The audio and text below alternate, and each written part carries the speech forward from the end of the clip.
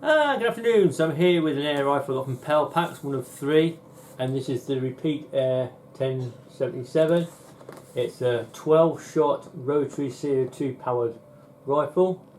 Budget level really, but it's more of a plinker. So what we'll do, I'll just show you a few things. This is the typical Crosman manual. Tells you everything you need to know on this, which is pretty good. Better than some. Okay. It does come with a spare magazine as well, so you've got two 12-shot rotary magazines, and I'll show you where they fit. So this is the rifle. It's a fairly lightweight. It's 3.4 pounds or 1541 grams. It's got a trigger pull of 7 pounds, which is 3,175 grams, and a barrel length of 20 inches, which is 510 millimeters. Okay. So what you've got here from the back, you've got quite a nice stock actually. It's like a polymer. You've got some stippling here and stippling on the grip as well. So it feels quite nice in the hand. Even though youngsters could shoot this, it's not overly short, the pull. Yeah. So what you've got your trigger here.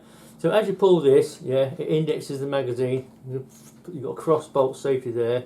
You can push it off, okay, and then it'll rotate the magazine inside this magazine holding here. So yeah, it's quite nice. It's like £7. Yeah, it's perfectly manageable, not very difficult at all to pull. This is your magazine here. Just grip these two bits, squeeze it and pull it out, and we'll show you the magazine. So the way this works is, as you pull the trigger, the lever comes out, pulls out, and rotates the magazine like that. Okay, that's how it works. And then it fires the CO2 off.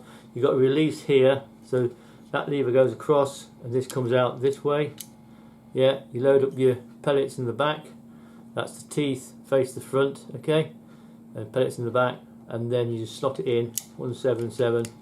Put this lever across here like so, and then that locks the magazine in, and then you just install it like that. Okay, so that's how you load your magazine, and that just fits into the well like that. Yeah, nice and solid, nice and good. Now you've got two levers here, and what it does, if you push that down and forward, it moves the barrel forward away from the magazine. So that's if you get a pellet jam, okay? So that will disengage the actual barrel from the actual magazine, the front of the magazine itself, okay? So that'll only happen if you were running really low on CO2. But this will do. I've got 612, I've got 72 and a few more. So really, you want to think about stopping at 72 at 6 full mags, yeah, because you're going to run out. It's a single CO2 as well, so that is normally locked back in that position like so. Okay, so going forward, you've got adjustable sights. So you've got your elevation, which is typical Crosman. You lift this up, and this slides backwards and forwards, and that raises this up. So yeah, for your elevation, and you've got windage adjustment, where you're slacking these two screws off, and you can move the sight left and right. Okay. This has got a tiny little adjustment to the right, if I remember rightly, because it was shooting a little bit to the left in my eyes, but it seems to shoot pretty well straight. So yeah, you've got a decent length barrel as well. You've got a 20-inch barrel. Okay, so the barrel runs to just short of the end there. It's about 10 millimeters short of the actual end of the barrel. Yeah, it's got a fibre optic front sight and like a standard groove at the back. So I don't know if I can actually show you this. Probably not with this long stock, but it actually sights really, really nicely. And at this point here, that foresight sits just about perfect in this rear V. Yeah, it's hardly any leeway air on either side of that foresight. So it's a perfect, to me, it's about a perfect sight. Yeah, and you've got your fibre optic sits inside that V. So it's pretty accurate, to be fair. So anyhow, going to the CO2. CO2 goes in the front.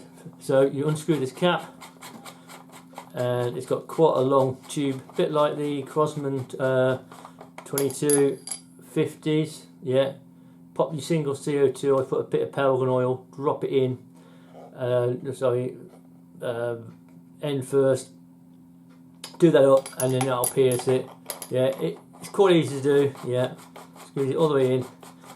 Initially you might get a little bit of a hiss, sometimes you do, sometimes you don't, and just do it up tight, and that's it, all charged up. So like I said, you'll get 72 shots, yeah, 6 magazines of 12, no problem. So what we'll do, just move on a bit, yeah, don't want to make this too long. So I did a bit of targets. I did some rested 10 yards, and the first 12 shots were there. So it was shooting, yeah, it was shooting to the right. Okay, so I tweaked the sight across, and then I was shooting like semi-rested. So I mean, and I wasn't keeping perfectly still, to be fair. But that was the second magazine, and I got, I think I got, yeah, there's 4 outside. There's 8 in the middle there. Yeah, once got used to the trigger pull, because it's quite a long trigger pull, okay? And then that was the third magazine. Again, this was like semi-rest at 10 yards. So it started to group. That was using the Superfields 8.4 grain. And then I went outside and did a bit of freestanding. And yeah, that's not a bad group really. These first 3 I probably pulled. Yeah, getting used to the trigger. It's a long pull, yeah, it is quite a long pull. But once you get used to it, I think if you shoot, the more you shoot this, the better you'll get. And you'll see as I pull this, yeah, you'll see it come. Got the safety, yeah, flick the safety off, and you'll see as I pull it, it goes all the way to that point there before it breaks. Okay, so it's quite a long pull. But once you get used to it, yeah, I think you'll get better and better, and you'll get more accurate. I think it is generally fairly accurate for a CO2 rifle, and the actual performance wise, I did do a Crony test on it. These are the Crony results. Now, interesting, the first few shots, the first 7 shots out of a fresh CO2, it was doing about 5.6 foot-pounds energy, and it wasn't particularly warm, so it sort of cooled, it dropped down, and it got to 2.1 after the 12th shot. So that's the first. That was the first 12 there. Okay, you can see the actual deviation spread at the top, and then it went to the second there, okay, and then it went to the third there, and then it went to the fourth there. So you can pause this and have a look at the data, but generally it started off really quite high, and then it dropped off to about 2.2 foot-pounds energy at the muzzle, and it sort of like hovered around there for the first like 36 shots. Yeah, it got down to 1.6 foot-pounds energy on the 36th shot. So yeah, I mean, if you shoot it slowly and it's a warmer day, I think you probably get better performance. But for a plinker, I don't think that really matters. It's, you know, like the consistency of it, as in the spreads on all the 12 shots, wasn't particularly great. I think the final 2, where it dropped to 1.3 foot-pounds energy, it was a spread of 21 FPS over the 12 shots. So it's not brilliantly consistent. But don't forget, this is just a plinker. It's not an out-and-out target rifle where you'd be, you know, shooting at targets out to 25 meters, and you'd be grouping at, you know, a half-inch group, where you can with like, you know, an ultra BSA ultra, or you know, or a Capato, which I have. So a group like that at 25 meters, you get 10 shots under 3/4 of an inch, no problem. Okay, so it's a plinker, but it's a nice rifle, it's cheap, it's affordable. Youngsters could probably shoot it as well, because I said the actual pull's not, see, I've got quite a long arm, so youngsters could shoot it. The trigger pull, yeah, it's not particularly hard either. Yeah, it actually measures more, you know, heavier than what it actually feels. And it might well bed in, because obviously it's fairly new as well. Okay, so yeah, it's a cheap budget rifle. But it seems to shoot very well. I shall be doing an outdoor review on this, and I think it actually will shoot really well. I think even with these fibre optic sights, I'll be able to hit cans out at 20 meters. I think with this, pretty easy. I think, because I think it is actually accurate. Now the actual top sights have been adjusted a little bit, so she shoots nice and straight. I don't see it not hitting targets out to 20 meters.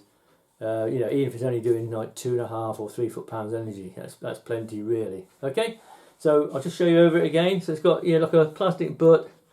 The whole stock is plastic, but it is actually a nice quality plastic. You know, more polymer.